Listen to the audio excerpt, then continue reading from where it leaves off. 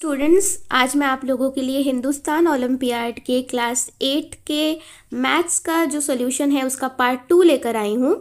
हमने पिछले वीडियो में पार्ट 1 5 क्वेश्चन सॉल्व किए थे। आज मैं उसके आगे के क्वेश्चंस आपको कराने वाली हूँ, लेकिन उससे पहले मैं आपसे एक बात कहना चाहूँगी कि ये जो पेपर है मैथ्स का, ये हम 3 पार्ट्स में सॉल्व करेंगे। एक पार्ट आप पहले ही देख चुके हैं, एक पार्ट आप अभी देख रहे हैं और एक जो नेक्स्ट पार्ट है वो अगले 2-3 दिन में आपको मिल जाएगा। तो चलिए हम स्टार्ट करते हैं।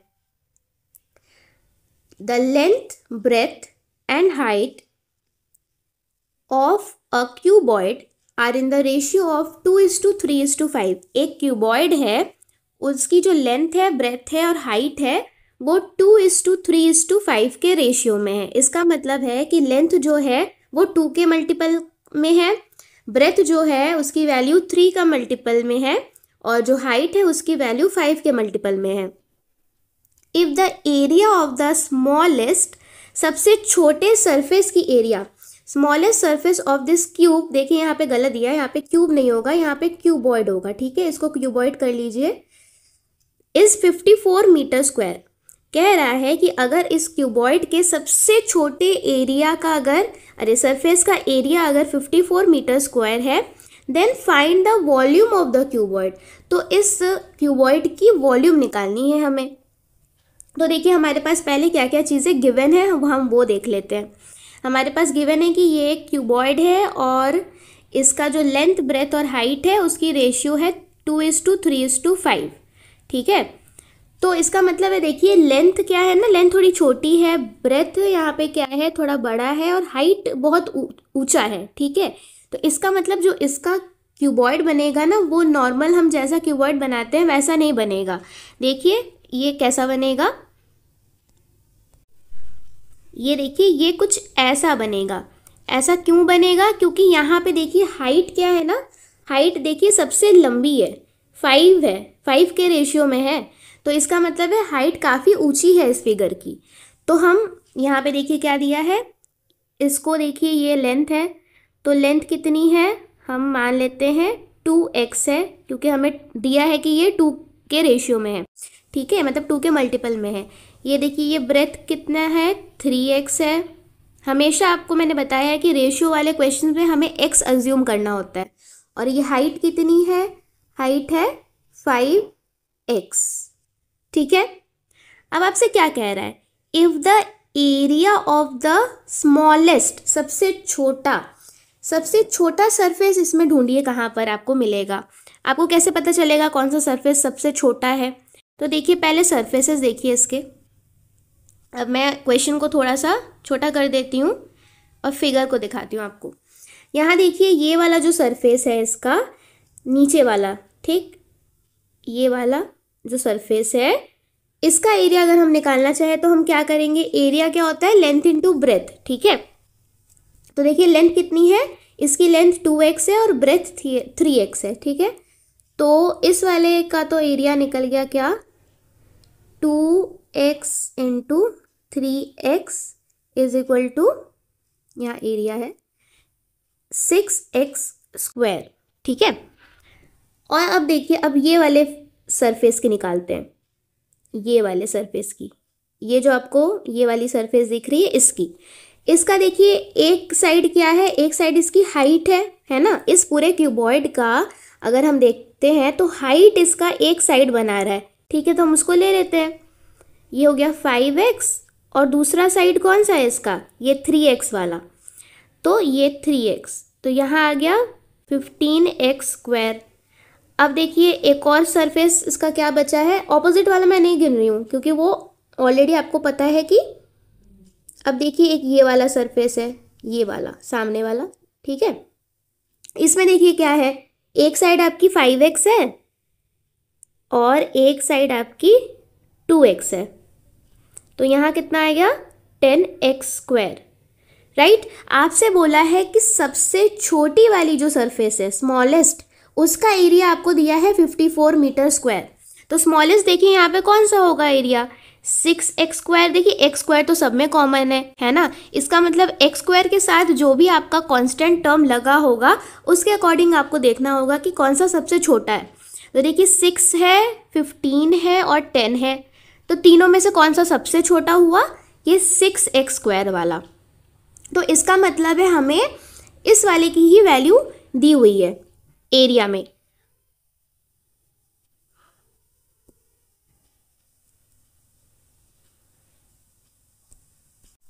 तो देखिए हमारे पास क्या मिल गया अब हमें? हमारे पास हमें मिल गया कि 6x² की वैल्यू कितनी मिली हमें? हमें मिली 54 मीटर स्क्वायर, जो कि हमें दिया हुआ है ऑलरेडी 54 मीटर स्क्वायर। मैं मीटर स्क्वायर नहीं लिख रही हूँ। अब देखिए x² कितना हो गया? 54 डिवाइडेड बाई 6, यहाँ हो गया 9। x² इज इक्वल टू 9, तो x is equal to √9 which is equal to 3। तो इसका मतलब क्या है? 9 3 का स्क्वायर होता है ना, 3 3 ज़ार 9 होता है। तो अगर हमें x का स्क्वायर निकालना है तो हम जो दूसरा नंबर होता है उस साइड उसको क्या करते हैं? √ कर देते हैं। ठीक है, अगर आपको √ का कॉन्सेप्ट नहीं आता है तो आप मुझे कमेंट सेक्शन में बताइएगा, तो मैं आपको एक सेपरेट वीडियो में उसको समझा दूंगी। तो यहाँ पे हमारे पास क्या आ गया? x आ गया 3। अब हमें क्या करना है? इसका वॉल्यूम निकालना है, इस पूरे क्यूबॉइड का हमें वॉल्यूम निकालना है। तो वॉल्यूम निकालने के लिए हमें क्या करना पड़ता है? Volume is equal to length into breadth into height. लेकिन हमारे पास अभी लेंथ ब्रेथ हाइट की रेशियो दी हुई है। ठीक है, लेंथ ब्रेथ हाइट नहीं दिया हुआ है।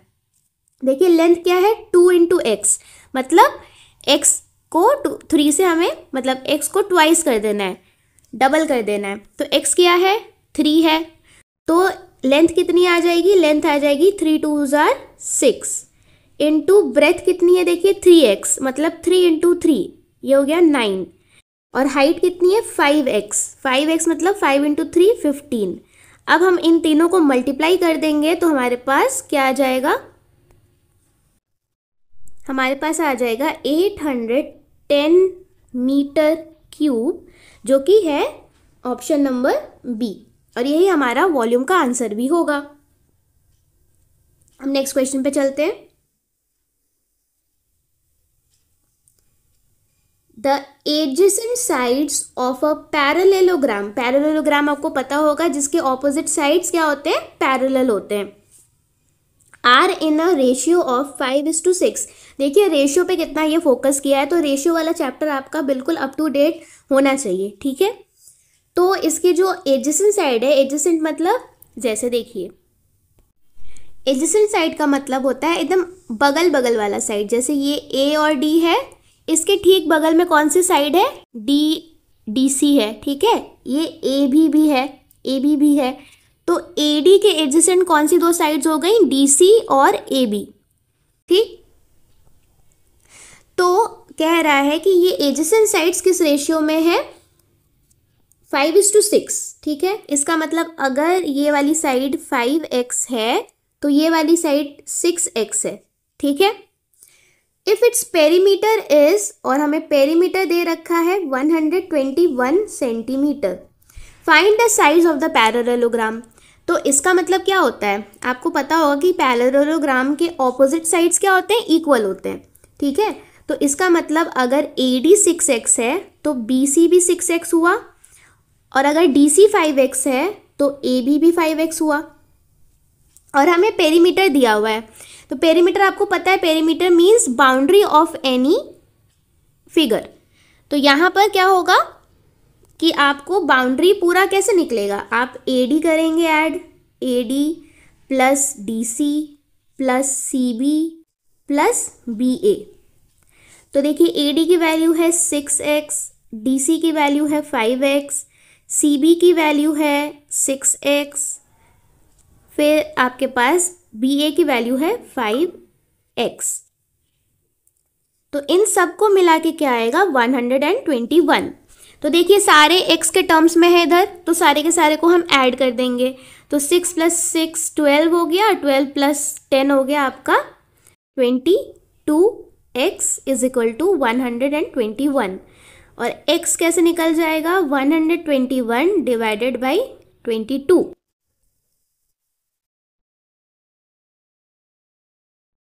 इसका आंसर पॉइंट में आएगा 5.2।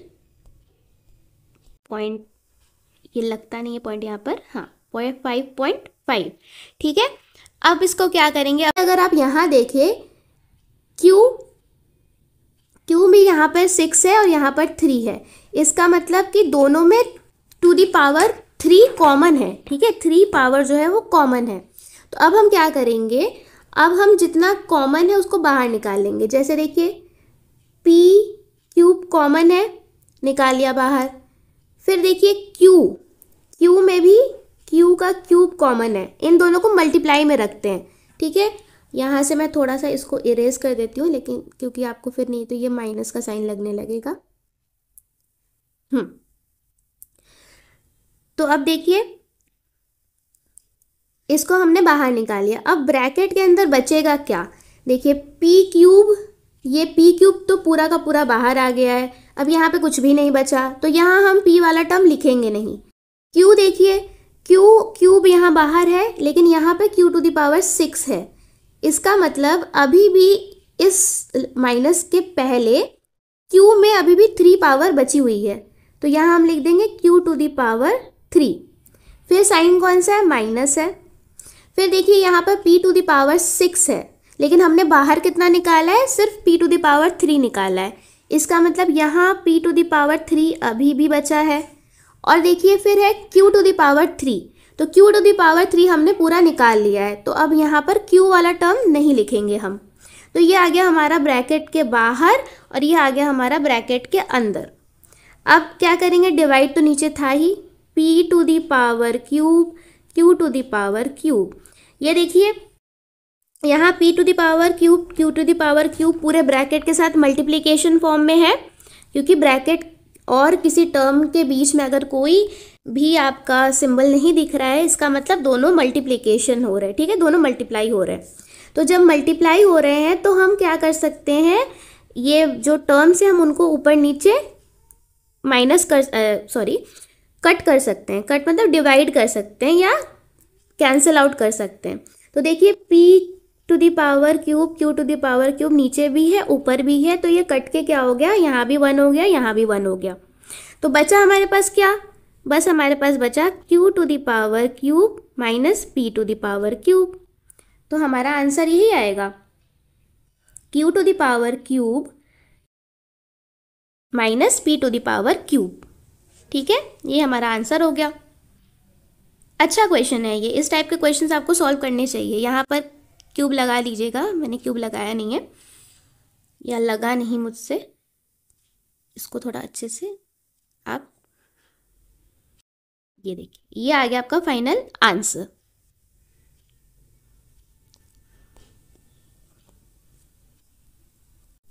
नेक्स्ट देखिए प्रॉफिट एंड लॉस का क्वेश्चन है आपके लिए। A 10% increase in the price of a commodity is followed by a 20% decrease in the demand of that particular item। कह रहा है कि किसी भी चीज़ की जो कॉस्ट थी, मान लीजिए मैं आपको ऐसे समझा रही हूँ और मैं सॉल्व भी ऐसे ही कराऊंगी, मैं कोई एक्स वाई लेके नहीं सॉल्व कराने वाली, मैं आपको लॉजिकल थिंकिंग से सॉल्व कराऊंगी। किसी भी आइटम की कॉस्ट मान लीजिए आप 100 रुपीज़ थी, ठीक है, 100 रुपीज़ थी। अब कह रहा है अ 10% increase in the price, price को बढ़ा के 10% बढ़ा दिया गया। तो 100 का 10% कितना होता है, 10 ही होता है। तो 10% बढ़ाना मतलब 100 में और 10 रुपीज़ ऐड कर दिया। तो अब इसका सेलिंग प्राइस क्या कर दिया इन्होंने, 110 रुपीज़ कर दिया। तो जब 10 रुपये बढ़ा दिया गया, तो जो भी आर्टिकल था या जो भी कमोडिटी थी, जो भी सामान था, उसका जो डिमांड है, मतलब लोगों की खरीदने की जो पॉपुलैरिटी है, जो क्षमता है, वो क्या हुई, वो 20% घट गई, ठीक है। तो मान लीजिए जब 100 रुपये था उसका कॉस्ट, तो 100 आइटम्स बिक जाते थे, मान लीजिए, बस यहाँ पे मानना है आपको। जब 100 रुपीज़ था तो 100 आइटम्स बिक जाते थे, लेकिन जब 110 रुपीज़ हो गया तो 20% वैल्यू डिक्रीज हो गई आइटम के बिकने की। तो इसका मतलब अब कितने आइटम बिकेंगे, अब 80 आइटम से बिक पाएंगे, 20% डिक्रीज हो गई ना। 100 का 20% कितना होता है? 20 होता है। तो 100 में से 20 माइनस कर देंगे। तो इसका मतलब ये हुआ कि 100 रुपये जब था तो 100 का 100 सामान निकल जाता था, बिक जाता था। लेकिन जब 110 रुपये हो गया तो सिर्फ 80 ही वो सामान बिक रहा है, बाकी 20 सामान दुकान में ही रह जा रहा है। तो आपसे कह रहा है what will be the percentage decrease in the sales revenue. तो अब जो सेल होगा उसका, दुकानदार का, उसमें कितने परसेंट की क्या आएगी, बढ़त आएगी या डिक्रीज आएगी? डिक्रीज आएगी। आपको दिया है कि उसका क्या होगा, प्रॉफिट कम हो जाएगा। ठीक है, उसका जो बिजनेस है वो थोड़ा कम हो जाएगा। तो देखिए कितना परसेंट से कम होगा वही हमें निकालना है। तो जब 100 रुपये का सामान था और पूरा 100 आइटम्स बिक जाता था, तब उसको कितनी कमाई हो रही होगी? 100 इंटू 100, इसका मतलब 10,000 रुपीज़ वो उस टाइम कमा रहा था। लेकिन अब जब 80 आइटम से वो बेच पा रहा है 110 रुपये पर आइटम पर, तब उसको अभी कितना, मतलब उसका सेल हो रहा है, अभी उसका सेल हो रहा है 8,800 का ही सेल हो रहा है उसका। देखिए पहले 10,000 कमाता था, अब 8,800 कमा पा रहा है। इसका मतलब है उसको घाटा हो रहा है, मतलब उसका डिक्रीज हुआ है सेल में। तो देखिए कितने का डिक्रीज हुआ है, पहले हमें देखिए हमें बोला है परसेंटेज डिक्रीज निकालना है। ठीक है, परसेंटेज यहाँ दिख रहा है ना परसेंटेज का साइन, तो परसेंटेज डिक्रीज निकालना है, कितना प्रतिशत घटा है। लेकिन उसको निकालने के लिए पहले हमें देखना पड़ेगा कि कितना कम हुआ है। तो 10,000 में से हम 8,800 माइनस करेंगे तो हमारे पास आएगा 1,200 रुपीज़। इसका मतलब उसकी जो कमाई है वो 1,200 रुपीज़ कम हो रही है। तो अब इसको परसेंट में कैसे बदलेंगे? देखिए जितनी कमाई कम हुई, कितनी कम हुई? 1,200 से कम हुई। पहले कितनी होती थी उसको हम नीचे रखते हैं हमेशा, ओरिजिनल वैल्यू जो थी उसको हम हमेशा नीचे रखते हैं। पहले 10,000 होती थी कमाई, ठीक है, पहले 10,000 होती थी, अब कितनी कम हो रही है? 1,200 रुपीज़ कम हो रही है पहले की कमाई से। और इसको क्या करेंगे, 100 से मल्टीप्लाई कर देंगे। तो देखिए 2 0 यहाँ कट गया, 2 0 यहाँ कट गया, हमारे पास क्या बचा? 12। तो क्या हुआ, इसके सेल्स में कितने की कमी आई? 12% की कमी आई। तो देखिए 12% कहाँ है ऑप्शन में? यहाँ तो ये डॉट लगता ही नहीं है, सॉरी ये दिख नहीं रहा है डॉट, आप समझ जाइएगा कि ये परसेंटेज है। ठीक है, तो देखिए ये परसेंटेज 12%, ये है ऑप्शन सी। चलिए हम नेक्स्ट क्वेश्चन पे आते हैं। ये क्वेश्चन बहुत ही इंपॉर्टेंट है, इसको ध्यान से समझिएगा। Okay, Akshat bought a bag for ₹540।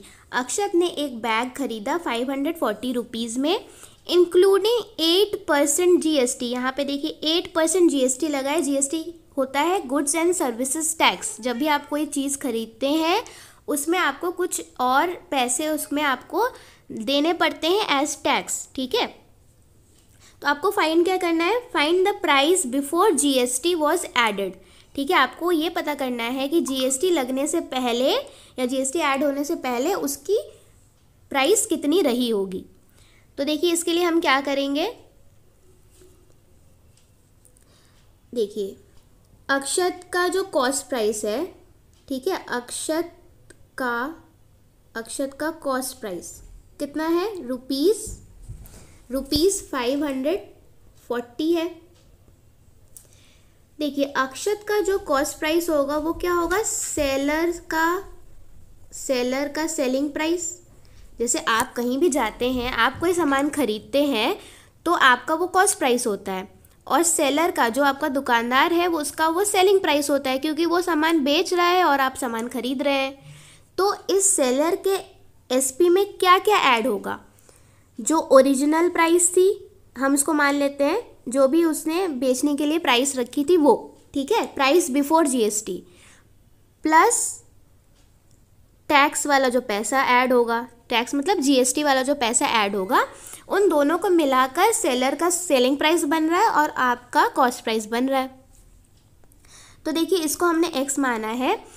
अब देखिए टैक्स कितना लग रहा है? 8%। 8% मतलब किसका 8%? 8% ऑफ एक्स, जो भी वैल्यू रहती है ना, प्राइस रहती है बेचने की, उसी का लगता है, ठीक है, उसी का कुछ परसेंट आपको टैक्स लगता है। तो यहाँ पे कितना परसेंट लग रहा है? 8% लग रहा है।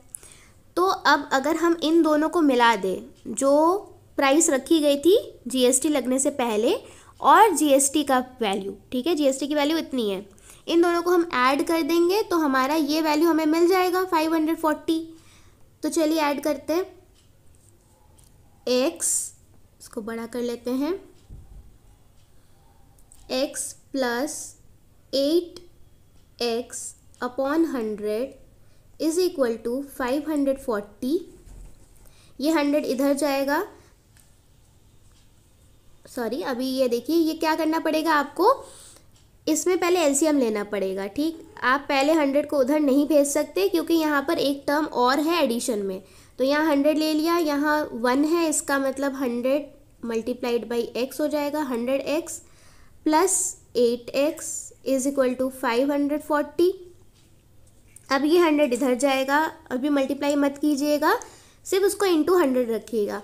और यहाँ ऊपर 100 प्लस 8x क्या हो जाएगा? 108x is equal to 540 multiplied by 100। अब इस x को इधर रखेंगे, 108 को इज इक्वल टू के उस साइड भेजेंगे तो ये डिवाइड में चला जाएगा अपॉन 108। और 108 के टेबल में 5 टाइम्स में 540 आता है। तो यहाँ हमारे पास क्या आया? 5 into 100 that is equal to ₹500। ठीक है, तो यही था जो प्राइस जीएसटी लगने से पहले, ठीक है, जीएसटी लगने से पहले क्या था? ₹500 इसकी प्राइस थी, लेकिन जीएसटी लगने के बाद 540 रुपीज़ लग गई। तो इसका मतलब अगर आपसे पूछे कि कितना रुपए का जीएसटी लगा, तो आप क्या बताएंगे कि 40 रुपये जीएसटी की वैल्यू है। ठीक है, क्योंकि 500 आपका टोटल हुआ था, आपने जितने में ख़रीदा, लेकिन एक्चुअल में बेचना कितने में था? 500 में था विदाउट टैक्स। तो 540 से 500 माइनस कर देंगे तो हमारे पास 40 रुपीज़ टैक्स का पैसा आ जाएगा।